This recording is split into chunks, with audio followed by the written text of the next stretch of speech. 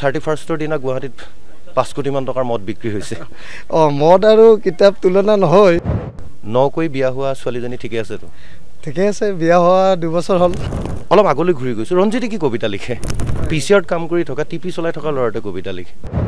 কিন্তু আমাৰ ইয়াত মানে সেই ধাৰণাটো এতিয়াও আছে এটো তৃতীয় বিশ্বৰ ধাৰণা নেকি তৃতীয় বিশ্বৰ ধাৰণা সীমা ভাগ কৰিবলৈ আমি দিওঁ সীমা ভাগ কৰিবলৈ দুঘৰ মানুহৰ মাজত বা মাটিৰ ভাগ কৰিবলৈ আমি জেউৰা দিওঁ এই জেউৰাৰ নামটো আলমলৈ কৈছো বৰ্তমান সময়ত পাঠক আৰু লেখকৰ মাজত কৰবাত জেউৰা এখন সৃষ্টি হৈছে নেকি ভাৰ্চুৱেল দুনিয়াই সেই জেউৰাখন আনি দিছে নেকি নমস্কাৰ আমাৰ এই বিশেষ অনুষ্ঠানলৈ আপোনালোকক স্বাগতম জনাইছো আমি প্ৰত্যেক দিনাই একোজন যুৱ প্ৰজন্মৰ লেখক কবি সাহিত্যিকৰ লগত গ্ৰন্থমেলাৰ বাকৰিত কিছু ভাৱ বিনিময় কৰিছো আৰু আজি আমাৰ লগত আছে অসমৰ যুৱ প্ৰজন্মৰ এগৰাকী প্ৰতিভাৱান প্ৰতিশ্ৰুতি সম্পন্ন কবি ৰঞ্জিত পাটগিৰি ৰঞ্জিত স্বাগতম জনাইছো প্ৰথমে সুধো ধন্যবাদ নকৈ বিয়া হোৱা ছোৱালীজনী ঠিকে আছে তো ঠিকে আছে বিয়া হোৱা 2 বছৰ হ'ল এটা ভালে আছে ঘৰতে আছে মানে তোমাৰ নকৈ বিয়া হোৱা মানে পত্নীৰ কথা কোৱা নাছিল আসলতে কাৰ কথা কৈছো গম পাইছা জীৱনৰ প্ৰথমখন কবিতা পুথি সম্ভৱতঃ আজি 12 বছৰ হৈ গ'ল হয় এখন 2012 চনতে প্ৰকাশ হৈছিল এখন মোৰ প্ৰথম কবিতা পুথি নকৈ বিয়া হোৱা ছোৱালীজনী বা আপুনি ইমান দিন যে মনত ৰাখিছে বা কি কবিতা প্ৰথম কবিতা পুথি হিচাপে ভাল লাগিল সেইখন মোৰ সঁচাকৈ খুব এটা মৰমৰ আৰু প্ৰথম সন্তান নকৈ বিয়া ছোৱালীজনী খুব ভাল আৰু সেইটো সময়ত আমি যেহেতু একেটা সংবাদ প্ৰতিষ্ঠানতো কাম কৰি আছিলো বহু লোকে তোমাক উৎসাহ যোগাইছিল কবিতা লিখাৰ ক্ষেত্ৰত কিন্তু বহুতে এনেকুৱা ধৰণৰ মন্তব্য কৰিছিল কি ৰঞ্জিতে কবিতা লিখে পিচিআৰত কাম কৰি থকা টিপি চলাই থকা ল'ৰাটোৱে কবিতা লিখে আজিৰ তাৰিখত ৰঞ্জিত এজন সাংবাদিক তেওঁ ছপা মাধ্যমত কাম কৰে কিন্তু সমান্তৰালকৈ তেওঁ কেইবাখনো কবিতা পুথি ওলাইছে আৰু লগতে অসমৰ যিখিনি আগশাৰীৰ কাকত আলোচনী আছে সেয়া স্বাধীন হওক প্ৰান্তিক হওক গৰিয়সী হওক সকলোতে আৰু হাতখৰি ইত্যাদি সকলোতে ৰঞ্জিতৰ কবিতা ওলাই থাকে আৰু অসম সাহিত্য সভাৰ অমূল্য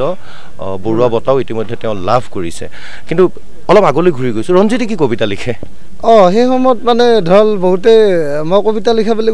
ক'লে আচৰিতে হয় কিন্তু আচৰিতটো হ'ব লগা বিশেষ একো নাই কাৰণ ধৰল আমি প্ৰতিগৰাকী অসমীয়া মানুহে মানে জীৱনত এটা হ'লেও কবিতা লিখে বা লিখি পাইছে সবে বা কৰ্মব্যস্ততাৰ কাৰণে পৰৱৰ্তী সময়ত কবিতা লিখিব নোৱাৰে বা ধাৰাবাহিকতা ৰাখিব নোৱাৰে কিন্তু এনেকুৱা নহয় যে কবিতা লিখিব লাগিলে কোনোবা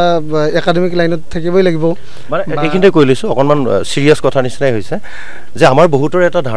ধাৰণা আছে যে কবিতা লিখিবলৈ হ'লে যেন কলেজৰ প্ৰফেচৰ অধ্যাপক হ'ব লাগিব বিশ্ববিদ্যালয়ৰ বা কলেজ বিশ্ববিদ্যালয়ৰ শ্ৰেষ্ঠ সাহিত্য প্ৰতিযোগীহে যেন কবিতা লিখে বা কোনোবা ডাঙৰ একোজন অফিচাৰ কিবা কিন্তু আমি বাহিৰৰ দেশত যদি চাওঁ কোনোবা নোবেল প্ৰাইজ উইনাৰজন ৰেলৱে কৰ্মচাৰী এজন বিজনেছমেন কোনোবা আৰ্মিত চাকৰি কৰা মানুহে বুকাৰ প্ৰাইজ পাইছে এনেকুৱা ধৰণৰ আছে বহুত আছে কিন্তু আমাৰ ইয়াত মানে সেই ধাৰণাটো এতিয়াও আছে এইটো তৃতীয় বিশ্বৰ ধাৰণা নেকি তৃতীয় বিশ্বৰ ধাৰণা এইটো যে এতিয়াও আছে যে আচলতে সাহিত্য ভাল সাহিত্যিক হ'ব লাগিলে তেতিয়াহ'লে এনেকুৱা একাডেমিক লাইনত থাকিব লাগে তেনেকুৱা কথা নাই আচলতে কিন্তু আমাৰ ইয়াত ধৰল ব্যৱসায়ীজনে ভাল সাহিত্যিক কৰিব নোৱাৰে বুলি এটা মানে ধাৰণা এটা কৰি লয় কিন্তু তেনেকুৱাটো কথা থাকিব নালাগে কাৰণ ক্ষেত্ৰ ভিন্ন হ'লে অথচ আমাৰ অসমীয়া সাহিত্যৰ কিন্তু মূল কাণ্ডাৰীগৰাকী ব্যৱসায়ী আছিল লক্ষ্মীনাথ বেজবৰুৱা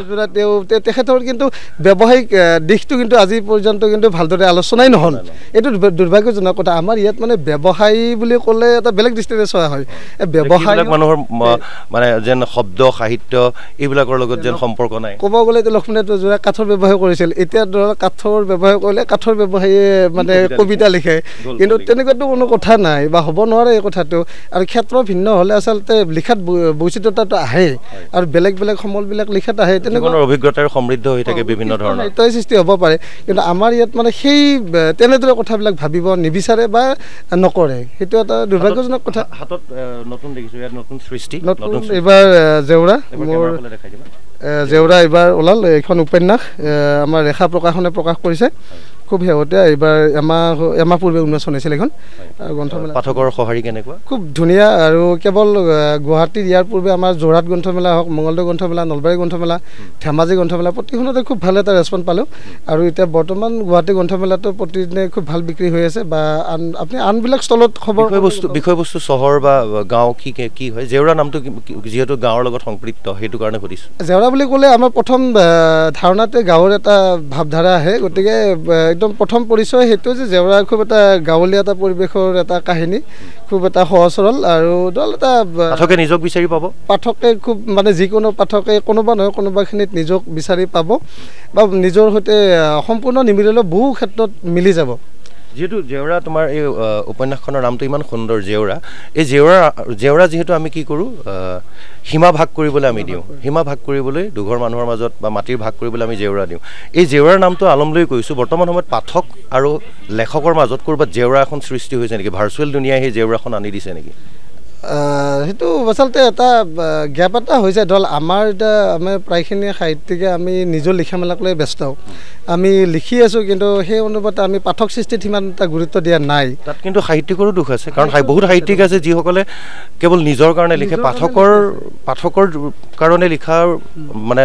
বহুতে নিলিখে বুলি অভিযোগ উত্থাপন হয় সেই কথাটো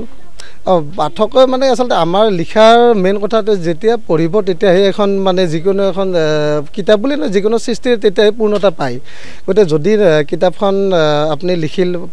প্ৰকাশকে প্ৰকাশ কৰিল যদি পাঠকে নপঢ়ে তেতিয়াহ'লেতো লিখাৰ বা কিতাপ আকাৰে প্ৰকাশ কৰাৰ কোনো যুক্তিয়ে নাই তাত গতিকে সেইফালৰ পৰা আমি পাঠকক গুৰুত্ব দিবই লাগিব বা পাঠক সৃষ্টিত আমি সদায় সেইটো এটা মন কৰিব লাগিব হয় খুব গুৰুত্বপূৰ্ণ কথা সম্ভৱতঃ আজি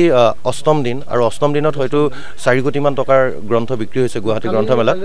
4 কোটি হৈ গৈছে আজি 4.5 কোটি বুলি আমি ধৰিব পাৰোঁ কিন্তু 31ৰ দিনা গুৱাহাটীত 5 কোটিমান টকাৰ মদ বিক্ৰী হৈছে মদ আৰু কিতাপ তুলনা নহয় গতিকে তথাপি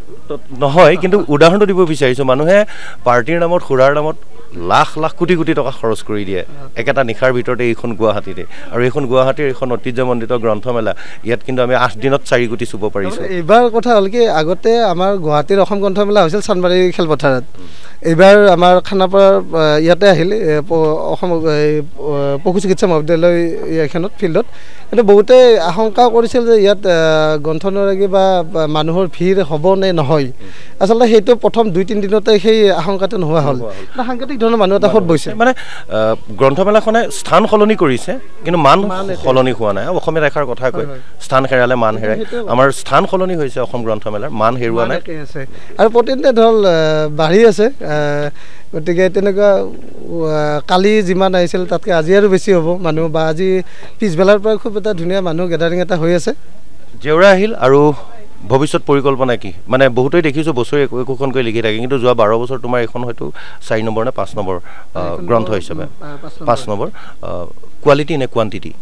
আচলতে তেনেকুৱা নহয় আচলতে মোৰ আগৰ 4খন এইখন 6 নম্বৰ আগৰ 4খন আছিল কবিতা পুথি আৰু এইখন দ্বিতীয় উপন্যাস আৰু 2 বছৰত এখনকে যথেষ্ট ভাল আৰু মোৰ মানে এতিয়া কবিতা যথেষ্ট ৰৈ আছে আৰু যোৱা 2-3 বছৰ মই কবিতা কৰা নাই অহা বছৰ মই কবিতা এখন কৰিম বুলি ভাবি আছোঁ কবিতা পুথি ধন্যবাদ জনাইছোঁ এয়া আছিল মোৰ সৈতে যুৱ প্ৰজন্মৰ এগৰাকী প্ৰতিভাৱান কবি তথা এইবাৰ ঔপন্যাসিক হিচাপেও তেওঁ আত্মপ্ৰকাশ কৰিছে মোৰ হাতত আছে এই জেওৰা গতিকে ৰঞ্জিত পাটগিৰিলৈ শুভেচ্ছা জনাইছোঁ তেওঁৰ এই উপন্যাসখন পাঠকে আদৰি লৈছে বুলি কৈছে আৰু আদৰি ল'ব বুলি আমি আশা কৰিছোঁ ধন্যবাদ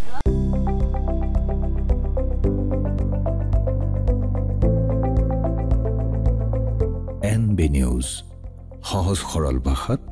নৱভাৰতৰ কথা